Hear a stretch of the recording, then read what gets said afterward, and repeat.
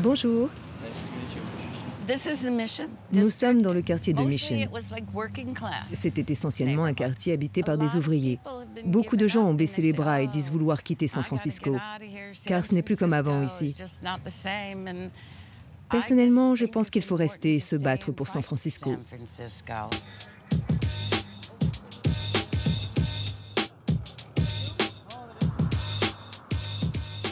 Ici, c'était une laverie automatique, c'est ça? Et maintenant, c'est une salle de yoga. Et vous avez besoin de quoi, vous? De yoga ou d'une laverie? J'ai besoin d'une laverie automatique et ils ont installé un centre de yoga. En plus, il s'agit d'un club haut de gamme. Et c'est cher? C'est 99 $ par mois. C'est sûrement le menu d'hier. C'est un repas à 50 $. Tu pourrais te payer ça? Je peux me l'offrir uniquement si c'est quelqu'un d'autre qui paye.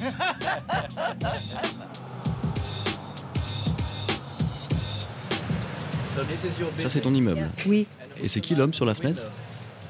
c'est la personne qui cherche à me mettre à la rue. C'est mon propriétaire. Pourquoi il essaie de t'expulser? Parce qu'il gagnera plus d'argent si je pars. Les loyers sont contrôlés à San Francisco. Les habitants de la ville se sont battus pour cela, car nous pensions qu'il était important de protéger les personnes les plus vulnérables. C'est quoi le moyen qu'il utilise pour te faire partir? Ils ont recours à la loi Ellis. Si le propriétaire dit qu'il ne veut plus faire de location, avec cette loi, il peut expulser tous ceux qui vivent dans un immeuble, les personnes âgées, les handicapés, peu importe. Mais lui, il va pas vraiment arrêter de louer, n'est-ce pas? Non, c'est simplement un spéculateur. Depuis 2009, avec le boom des nouvelles technologies, les prix de l'immobilier à San Francisco ont explosé. Un 2 pièces se loue au minimum 3 000 $ par mois. Le prix d'achat moyen pour un appartement ou une maison est d'1 million de dollars. Une montée des prix vertigineuse et des expulsions qui se multiplient. C'est ce que nous explique Erin, une militante qui répertorie les expropriations à San Francisco. Cette carte montre toutes les expulsions qui ont été effectuées sans motif légitime à San Francisco depuis 1997. Et ça empire? Oui, les expulsions sans motif légitime ont augmenté de 115% depuis 2012. Donc clairement, la situation empire. Donc il y a plusieurs façons d'expulser quelqu'un. Il y a la loi Ellis, mais le plus simple, c'est de payer pour qu'il parte. La technique du rachat-bail, c'est plus ou moins de la corruption. Le propriétaire menace de recourir à la loi Ellis tout en expliquant au locataire que si c'est le cas, ce dernier ne touchera qu'une petite somme d'argent. Tandis que s'il choisit l'option du rachat-bail, il touchera une somme plus importante. Généralement, lorsque les locataires pensent qu'ils vont être expulsés, ils optent pour cette solution pour obtenir un peu d'argent. Mais malheureusement, cette compensation financière n'est jamais suffisante pour trouver un autre logement à San Francisco. Et en plus, ces expulsions ne sont pas prises en compte dans les statistiques. Les pauvres sont peu à peu rejetés hors de la ville. Et les entreprises high-tech investissent les recoins les plus malfamés de San Francisco. Comme ici à Tenderloin, où nous accompagne une jeune femme qui œuvre à la réhabilitation du quartier. C'est un quartier plutôt chaud ici. C'est un quartier difficile, de jour comme de nuit. Vous voulez y faire un tour?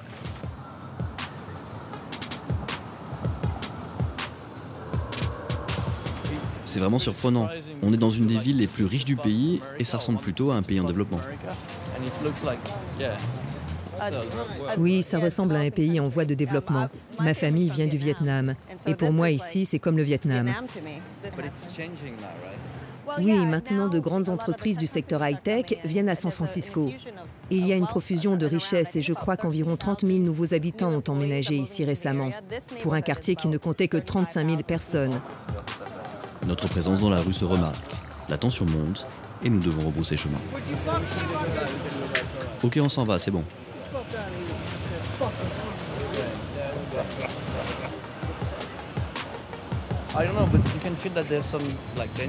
On sent qu'il y a de la tension dans l'air. Il y a tous ces jeunes ingénieurs qui débarquent ici et eux qui n'en profitent pas vraiment. Ça crée de la tension, non? Il y a des tensions, il y a beaucoup d'incompréhension, donc nous avons lancé un programme pour que ces deux communautés se parlent. Je pense qu'il faut juste créer les conditions d'un dialogue. Il n'y a pas encore de réelle intégration. Il y a uniquement des gens qui vivent chacun de leur côté, mais qui n'interagissent pas les uns avec les autres.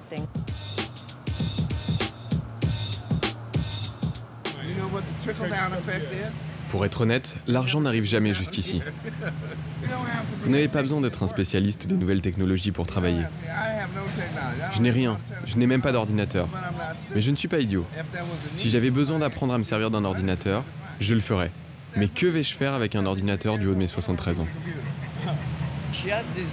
Elle a ce rêve qu'au bout d'un certain temps, les deux communautés, les ingénieurs et les gens d'ici, ils vont réussir à se parler. Vous y croyez?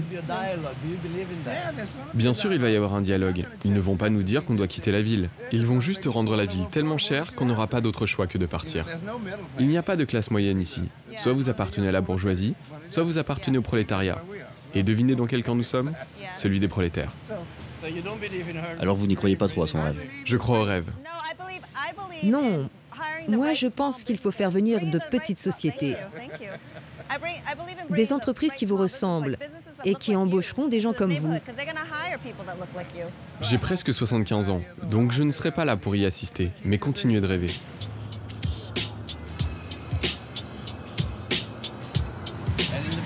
Et au beau milieu de ce quartier pauvre, il y a cet immeuble. C'est quoi?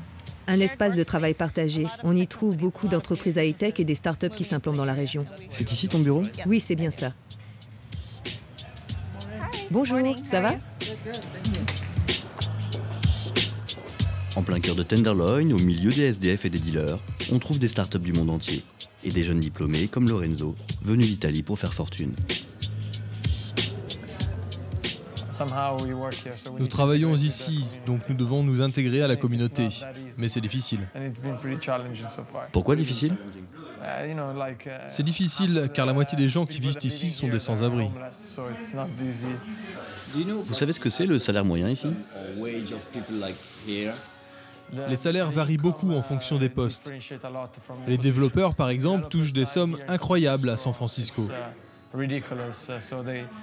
Dans une grosse société comme Twitter, un développeur junior peut débuter avec un salaire de base de 130 000 $ par an, sans compter les bonus. C'est un problème si je vous demande quel est votre salaire? Je ne peux pas vous dire combien je gagne. C'est confidentiel. Les jeunes entrepreneurs comme Lorenzo et les entreprises high-tech sont des cibles privilégiées pour les militants anti-expulsion. Pour cet investisseur français que nous rencontrons chez lui, les Google, Twitter et Facebook ne sont toutefois que des boucs émissaires. Quand Facebook ou Twitter fait son IPO et que les employés vendent leurs actions, c'est 25% de leurs gains que l'État de la Californie, que San Francisco va récupérer en partie, et ça représente des milliards et des milliards de dollars. C'est pas leur faute s'ils créent énormément de richesses et que ces gens doivent eux aussi pouvoir habiter quelque part. Et je veux dire, quand vous avez fait 10 millions de dollars sur l'IPO de votre boîte, je veux dire, pour vous, acheter un appart entre 2,5 millions, 3 millions, 3,5 millions, il n'y a pas de différence. La question, c'est est-ce que vous voulez essayer de réguler le progrès et aller contre le marché, qui serait une approche française, ou est-ce que vous laissez faire et en gros, si ça casse un peu ou si ça coince un peu, on gère. Et c'est l'approche américaine. Et la vôtre, c'est? C'est clairement la deuxième. Patricia refuse de quitter son quartier pour faire place aux jeunes ingénieurs. Certains élus de la ville la soutiennent dans son combat, comme le démocrate David Campos. How's everyone doing this morning? Buenos días. Welcome to the mission. Bienvenidos a la misión. C'est une manifestation de soutien aux locataires.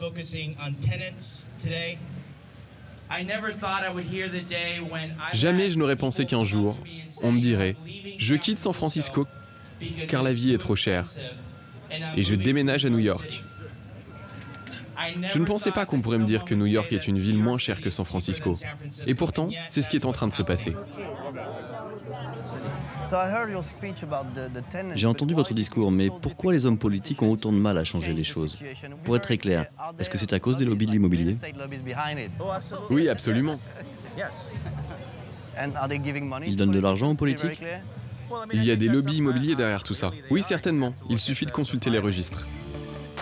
Le Parti démocrate, au pouvoir à San Francisco et en Californie, est divisé sur la nécessité de contrôler la spéculation immobilière. Donc rien ne bouge, et la loi Ellis n'a jamais été amendée pour protéger les locataires. C'est le juge qui va décider si ce texte est applicable à Patricia. Elle attend aujourd'hui une décision de justice importante.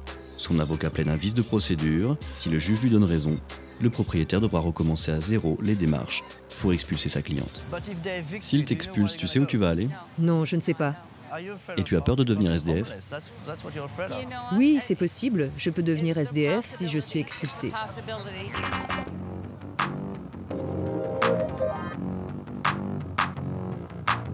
Une heure plus tard, l'avocat de Patricia ressort et les nouvelles sont bonnes.